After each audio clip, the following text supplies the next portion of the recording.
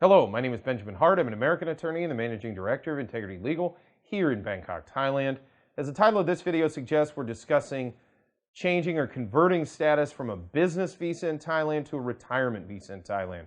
And roughly in the past 6 months, we've seen a lot more of these than we usually would see. Now, a lot of this could be due to the fact that in the past, folks that were doing this, they'd oftentimes just go ahead and do a border run or a so-called visa run, i.e. they would leave Thailand on their business visa and they'd come back in and either convert status to retirement visa, or they'd get a retirement visa abroad and come back in and take up retiree status here in the kingdom.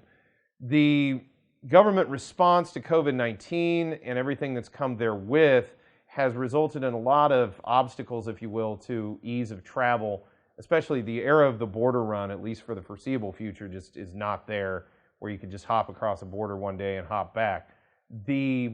So where does that sort of leave us? Well, it leaves us with a situation where a lot of folks are converting status. They're going from business visa to retirement. We've done other videos on this channel about this, but recently, roughly the past 3 months, we have noticed this takes longer than it used to.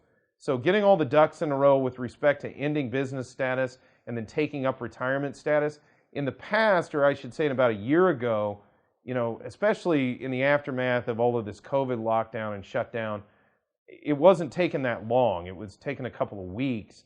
Now I think people need to be preparing for this at least 45 days in advance, if not 60 days in advance, to convert status, because they need to go ahead and gather up relevant documentation to be able to move their status from one visa to the other. Again, this is going to be very factually dependent, so what's going on in your situation is going to drive the analysis into how best to proceed, and there are more than one ways to deal with this in a very real sense.